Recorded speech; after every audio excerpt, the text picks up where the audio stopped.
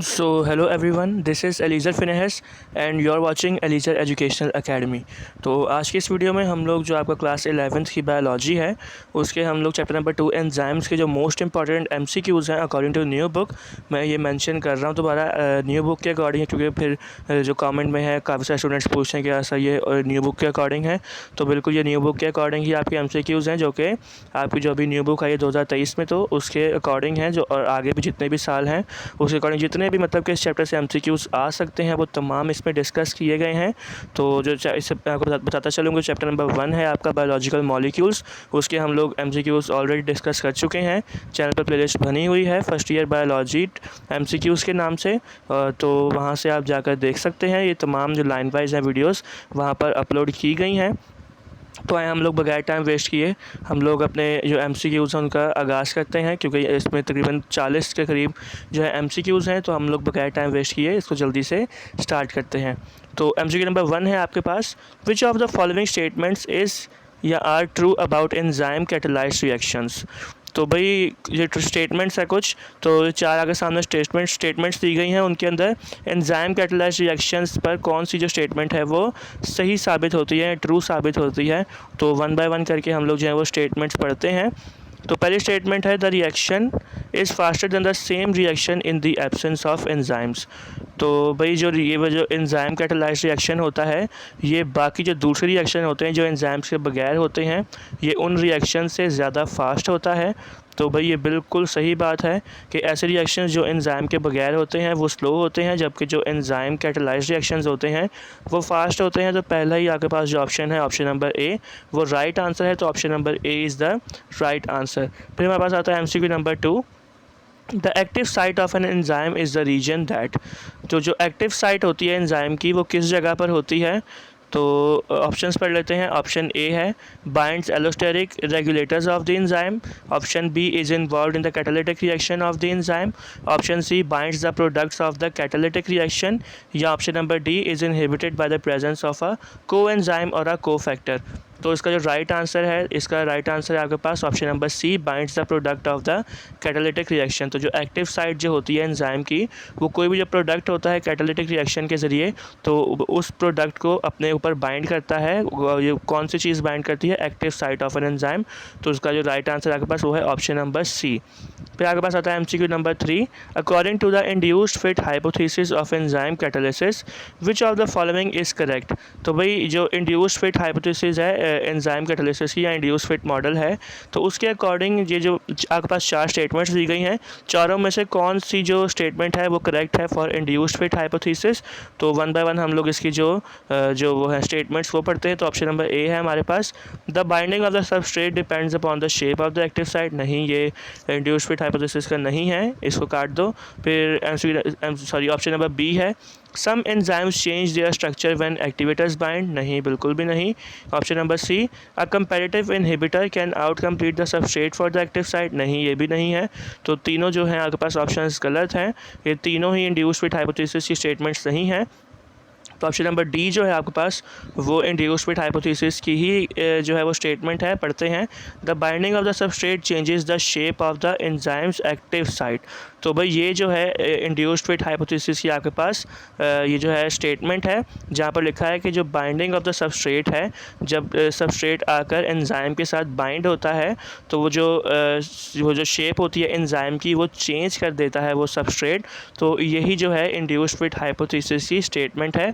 तो इसका जो आपके पास राइट आंसर है वो है ऑप्शन नंबर डी। मेरे पास एमसीक्यू नंबर 4 है, ये सही नहीं लिखा हुआ है। ये देखें इसकी जो देखें यहाँ पे ना कर्व 1 कर्व 2, लेकिन यहाँ पे कोई डायग्राम नहीं बनी हुई, तो इसलिए ये जो है ये एक गलत एमसीक्यू आ गया है, तो इसको हम लोग स्किप कर देते हैं।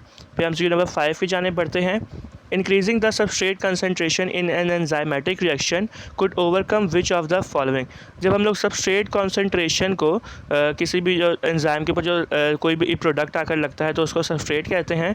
जब हम लोग सबस्ट्रेट की कंसनट्रेशन या सबस्ट्रेट की तादाद को हम बढ़ा दें इन एंजाइमेटिक रिएक्शन, तो उसके अंदर फिर क्या होता है। तो ऑप्शन नंबर अच्छा ये सॉरी, ये जो नंबरिंग है थोड़ी गलत हो गई, ABCD आना था, BCDE लिखा हुआ है। खैर, तो ऑप्शन नंबर बी आपके पास denaturisation of the enzyme. Option number C allosteric allosteric inhibition है। फिर आपके पास है ऑप्शन नंबर डी में है कंपैरेटिव इनहिबिशन, या फिर ऑप्शन नंबर ई में है आपके पास saturation of the enzyme activity.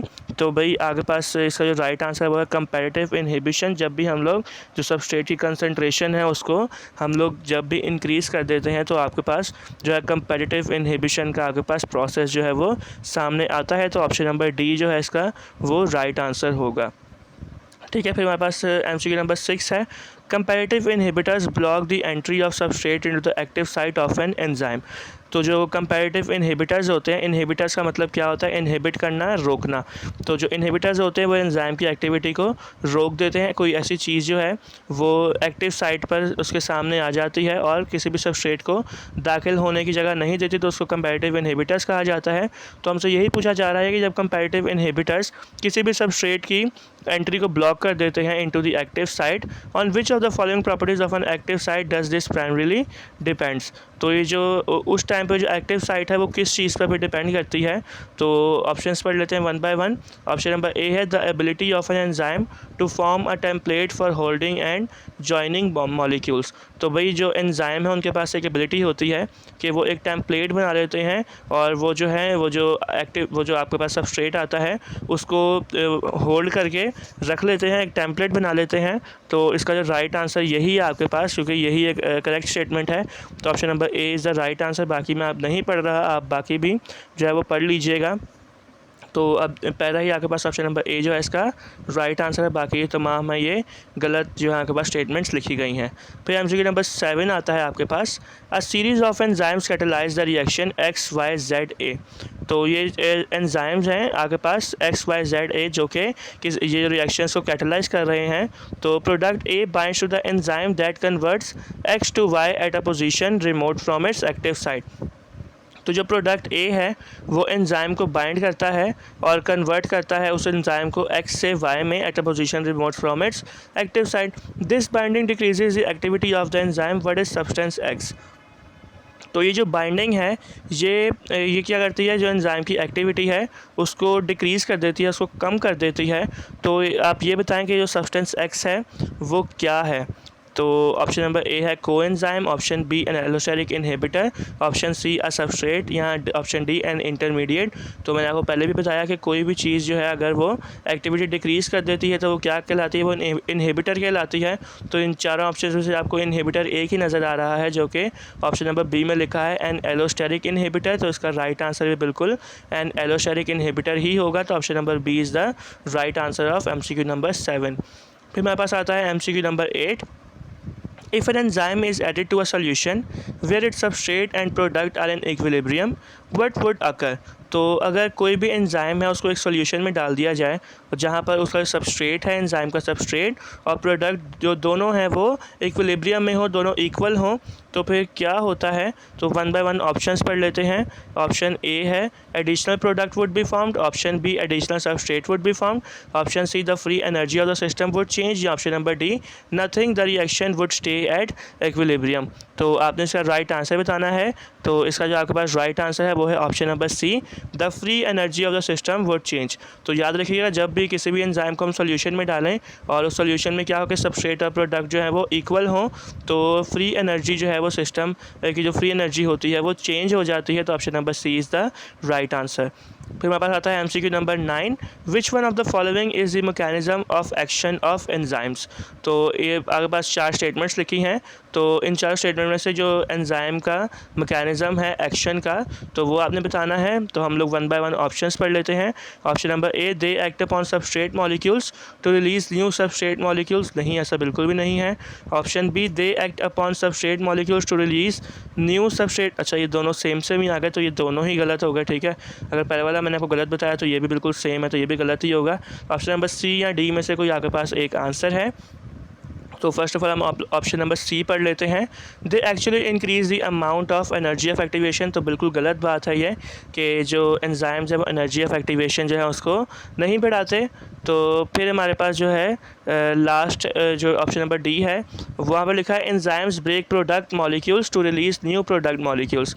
तो ये बिल्कुल जहाँ पर ठीक बात लिखी है कि जो एंजाइम है वो जो प्रोडक्ट के जो मॉलिक्यूल्स होते हैं उसको ब्रेक करता है और एक जो न्यू प्रोडक्ट मॉलिक्यूल्स है उसको रिलीज़ करता है। जैसे मैं आपको एग्जांपल देता हूँ, जैसे कोई फॉर एग्जांपल हम लोग कोई भी खाना खाते हैं तो जो खाना है हमारा वो किसी भी एंजाइम के साथ अटैच होता है और वो जो एंजाइम है उसको क्या करता है, वो जो हमारा फूड होता है उसको काफ़ी सारे जो पीसेस हैं उसमें ब्रेक कर देता है।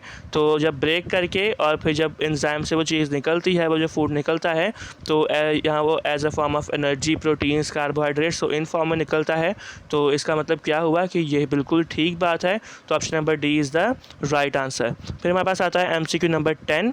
How does a non comparative inhibitor decreases the rate of the enzyme action.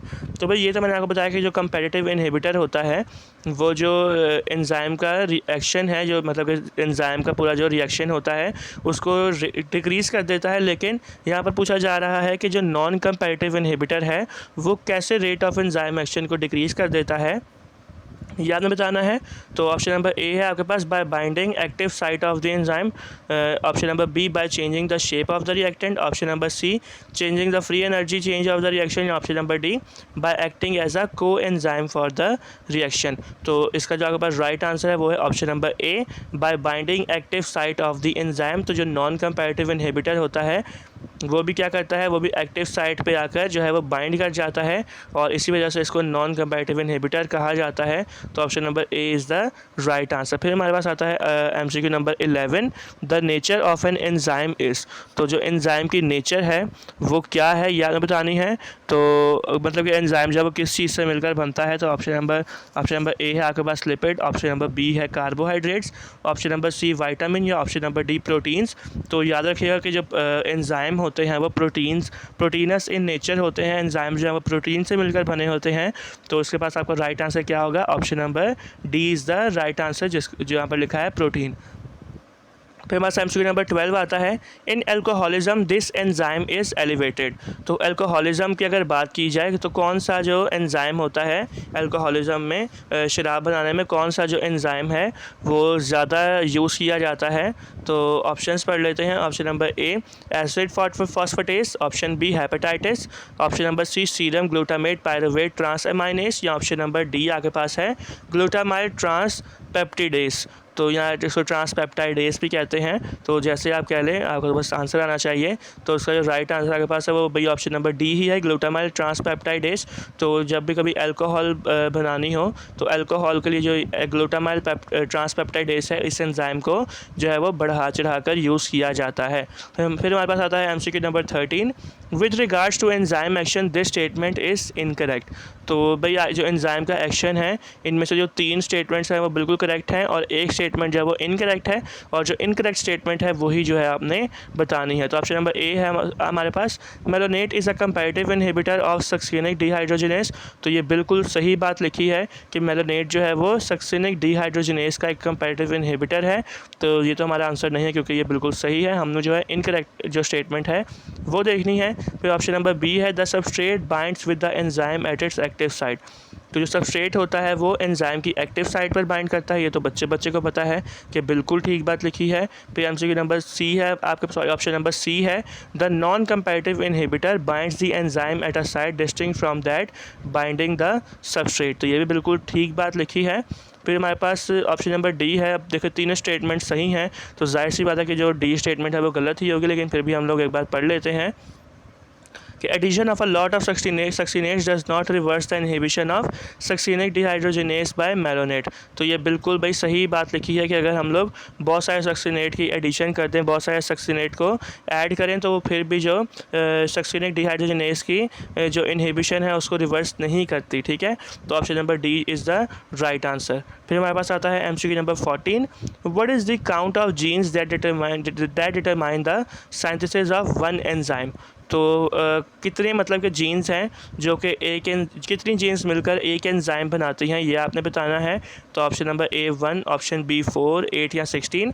तो याद रखिएगा कि जो एक जीन है वही एक एंजाइम बनाती है, एक एंजाइम में एक ही जीन होती है। तो option number A 1 is the right. तो एमसीक्यू नंबर 15 की जाने बढ़ते हैं। तो एमसीक्यू नंबर 15 में लिखा है this enzyme was first isolated and purified in the form of crystals. तो इन चारों में से एक जो एंजाइम है वो सबसे पहले आइसोलेट किया गया और उसको क्रिस्टल्स की फॉर्म में प्योरीफाई किया गया। तो इन चारों में से आगे बताना है कौन सा एंजाइम है। तो हम लोग ऑप्शन जो पढ़ लेते हैं। Option number A urease, option number B pepsin, option number C amylase या ऑप्शन नंबर डी राइबोन्यूक्लियस। तो याद रखिएगा जो वेरी फर्स्ट एंजाइम था जिसको आइसोलेट किया गया था और उसको in the form of crystal जो है प्योरीफाई किया गया था, तो वो एंजाइम था यूरिएस। तो option number A is the right answer.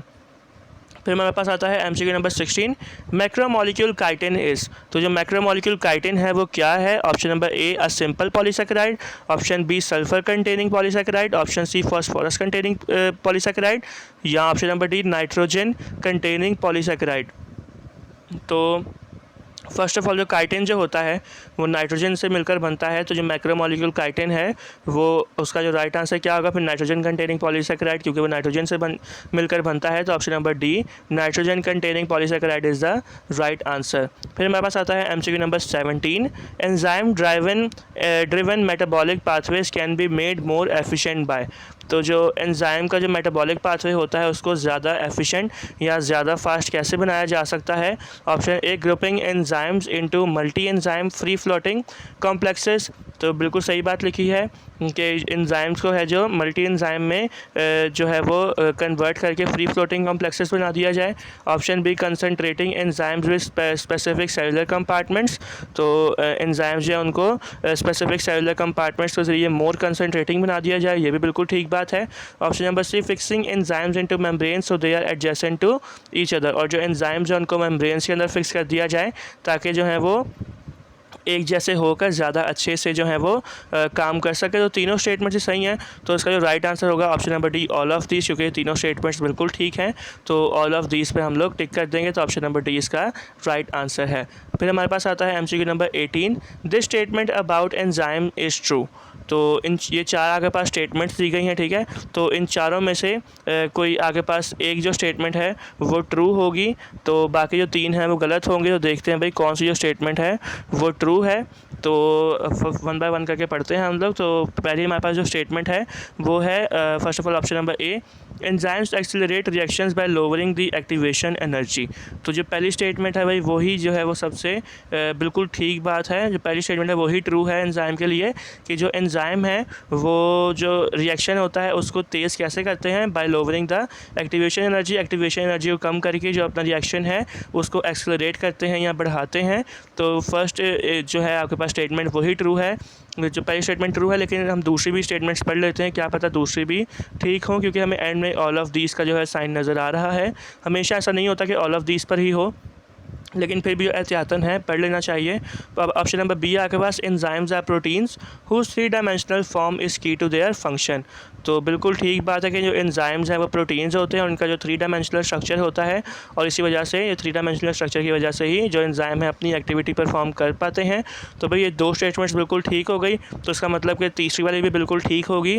तो इसका मतलब क्या हुआ कि आपका जो राइट आंसर है वो है option number D all of these. तो देखें मैं आपको ये बता दूं कि अगर कोई भी ऐसा आ जाए, मैंने ये एमसीक्यू रखा है इसलिए था कि मैं आपको इस बात के लिए भी आगाह कर दूं कि जैसे आपके पास कोई भी एग्जांपल आ जाता है, जैसे यहाँ पर आ गई कि यहाँ पर ये एमसीक्यू आ गया कि भाई कोई सी एक इसके अंदर ट्रू है। तो अगर आपने जैसे पहला हमने पढ़ा तो पहला आपने देखा हाँ भाई बिल्कुल ठीक बात लिखी है। तो ज़्यादातर बच्चे क्या करते हैं वो पहले पर ही टिक कर देते हैं, लेकिन फिर उनका जो आंसर है वो गलत हो जाता है। क्योंकि अब ये जो देखें इसके अंदर तीनों स्टेटमेंट सही हैं, तो उसका मतलब क्या हुआ कि हम लोग डी पर ऑल ऑफ दिस पर टिक कर देंगे। तो इसलिए जो एक जो आपका वो है एमसीक्यू है आपने उसको अच्छे से देखना है ताकि आपको जो है अच्छे से उसके आंसर्स हैं उसका पता चल सके। अगर जैसे फॉर एग्जांपल कोई बच्चा एक ही पढ़ता, पहला वाला पढ़ता ए ऑप्शन, तो उसका क्या होता है नतीजा क्या होता है कि वो ए पर क्लिक कर देता या ए पर टिक कर देता, तो उसका जो पूरा आंसर है 1 मार्क बिल्कुल जो है वो कट जाता। तो तो इसलिए जो है हमेशा जो हर एक ऑप्शन है उसको अच्छे से पढ़ा करें और फिर जाके जो MCQ है उसको अटैम्प्ट किया करें। फिर हमारे पास आता है MCQ number 19, to what category of molecules do enzymes belong. जो एंजाइम्स हैं वो किस कैटेगरी से जो एंजाइम के मॉलिक्यूल्स हैं वो किस कैटेगरी से बिलोंग करते हैं। तो ऑप्शन नंबर मैंने आपको पहले ही बताया, देखें ऑप्शन अब पढ़ने की ज़रूरत ही नहीं है, मैं आपको 3-4 जो MCQs हैं उसमें ये बात आई है और मैं आपको बता भी चुका हूँ कि जो एंजाइम्स हैं वो किस चीज़ से मिलकर बने होते हैं। तो आप सबको पता है, नहीं पता तो भाई क्या ही बात है आप लोगों की। तो प्रोटीन्स जो है, एंजाइम्स जो है प्रोटीन से मिलकर बने हैं, तो ऑप्शन नंबर डी जो है इसका protein is the right answer. फिर हमारे पास आता है MCQ नंबर 20, द को एंजाइम इज़। तो को एंजाइम क्या होता है, तो हम इसके MCQs का ऑप्शंस पढ़ लेते हैं। Option number A, often a metal, often a protein, often a vitamin, या option number D, always an inorganic compound. तो जो कोएंजाइम होता है वो मेटल नहीं होता, कोएंजाइम प्रोटीन भी नहीं होता, कोएंजाइम ऑर्गेनिक कंपाउंड भी नहीं होता। तो जो एक ऑप्शन आपके पास बच गया, अब आप खुद समझदार हैं कि जो कोएंजाइम है वो क्या होता है, ऑफन अ विटामिन। तो विटामिन जो है वो कोएंजाइम हो सकता है, तो option number C, often a vitamin is the right answer. फिर हमारे पास है MCQ number 21, an enzyme that joins the ends of 2 strands of nucleic acid is. ऐसा एंजाइम जो कि न्यूक्लिक एसिड के 2 स्ट्रैंड्स को जॉइन करके रखता है, जोड़ के रखता है, तो इस एंजाइम का क्या नाम है। तो ऑप्शंस पढ़ लेते हैं। ऑप्शन ए है polymerase, option B ligase, option C synthetase, या ऑप्शन नंबर डी हेलिकेस। तो ऐसा एंजाइम जो कि न्यूक्लिक एसिड के दोनों स्ट्रैंड्स को जोड़ कर रखता है या जॉइन करके रखता है, तो उस एंजाइम को हम क्या कहते हैं, उस एंजाइम को हम कहते हैं लाइगेस। तो option number B is the right answer of MCQ number 21।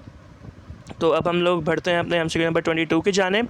Blocking of enzyme action by blocking it's active site is called S. तो जब भी हम लोग एंजाइम के एक्शन को ब्लॉक करें, और ब्लॉक कैसे करें, हम उसकी एक्टिव साइट को ही ब्लॉक कर दें। तो जब हम लोग एंजाइम की एक्टिव साइट को ब्लॉक करते हैं तो वो जो काम है वो क्या कहलाता है। तो option number A, allosteric inhibition, option B, feedback inhibition, option C, comparative inhibition, या option number D, non comparative inhibition. तो याद रखिएगा, मैंने आपको पहले भी बताया है, अब इसी वीडियो में ही मैंने आपको बताया है कि जो कंपैरेटिव इनहिबिशन है उसमें क्या होता है कि जो एक्टिव साइट है उसके ऊपर कोई सी भी चीज़ जो है वो आकर लग जाती है और वो जो एंजाइम की एक्टिविटी है उसको बिल्कुल ब्लॉक कर देती है। तो इसका जो आपके पास राइट आंसर है वो है option number C, comparative inhibition is the right answer. फिर हम लोग बढ़ते हैं MCQ नंबर 23 की जानिब। Diastase takes part in digestion of which one. तो जो डायस्टेज आपके पास एंजाइम है वो किस आपके पास ये जो ऑर्गेनिक कंपाउंड्स हैं, किस ऑर्गेनिक कंपाउंड के डाइजेशन में जो है वो हेल्प करता है एंजाइम डायस्टेज। तो 4 ऑप्शंस आपके सामने हैं। ऑप्शन नंबर ए, प्रोटीन, स्टार्च, अमाइनो एसिड्स, या फैट। तो याद रखिएगा कि जो आपके पास एंजाइम डायस्टेज है तो वो स्टार्च की डाइजेशन के अंदर जो है वो काम करता है। तो अभी तो नहीं, अभी आप फर्स्ट ईयर में हैं, तो सेकेंड ईयर में जब आप जाएंगे तो सेकेंड ईयर केमिस्ट्री में आपके पास है कि फर्मेंटेशन ऑफ अल्कोहल, जो शराब है वो बनाने के तरीके हैं। तो fermentation of starch by molasses है, उसके अंदर आपके पास एक हेडिंग है। तो उसके अंदर आप देखते हैं कि जो स्टार्च है उसके लिए, उसके डाइजेशन के लिए आपको जो डायस्टेज एंजाइम है वो यूज़ करना पड़ता है।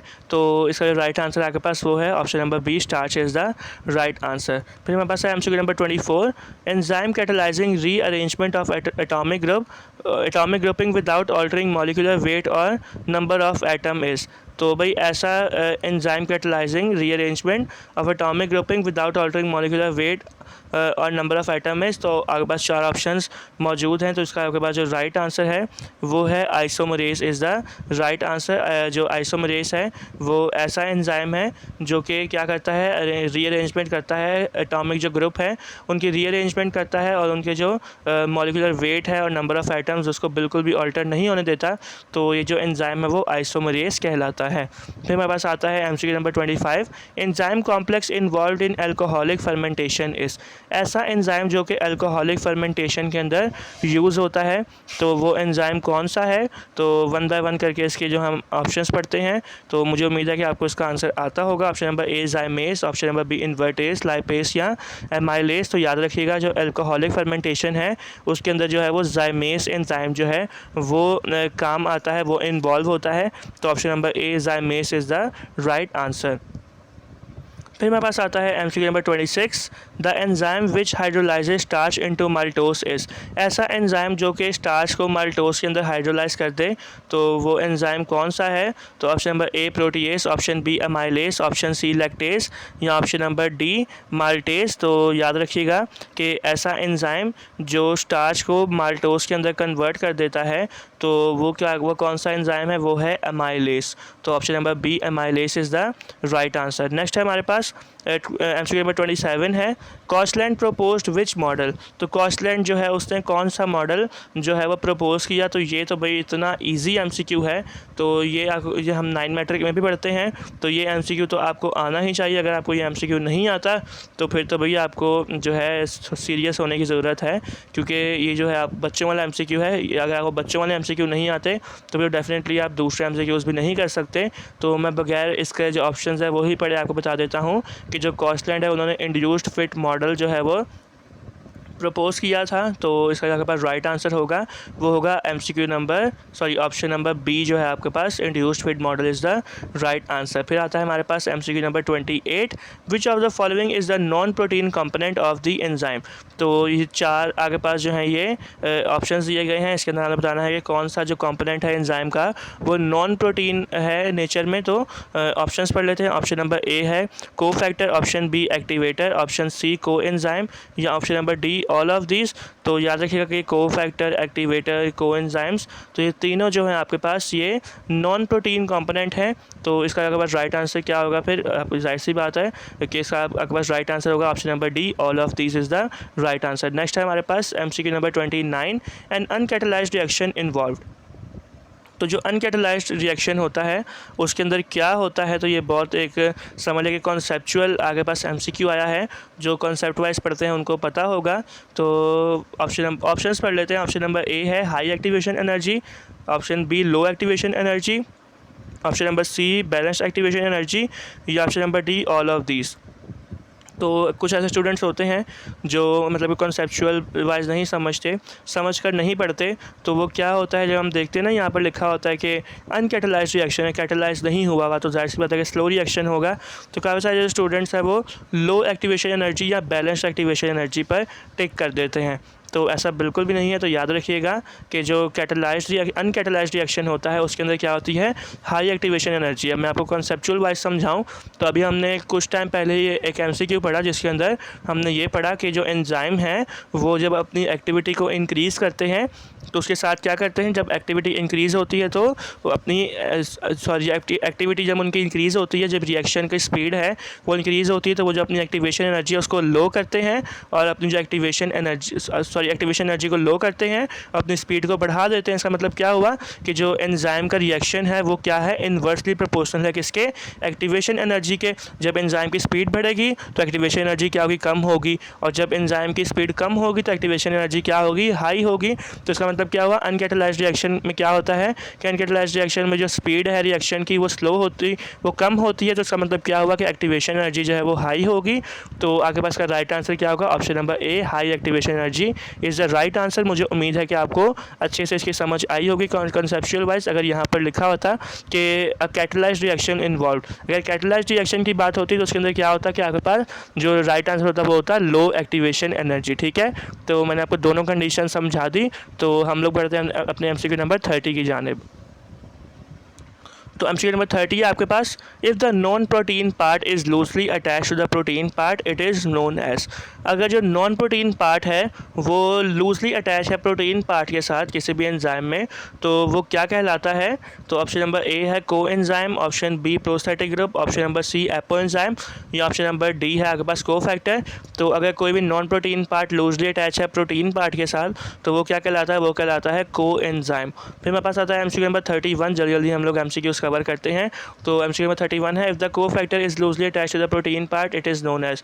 अगर को फैक्टर जो है वो किसी भी प्रोटीन पार्ट के साथ जो है वो अटैच होता है तो वो क्या कहलाता है? अगेन वो को एंजाइम कहलाता है। तो ऑप्शन नंबर ए को enzyme is the right answer.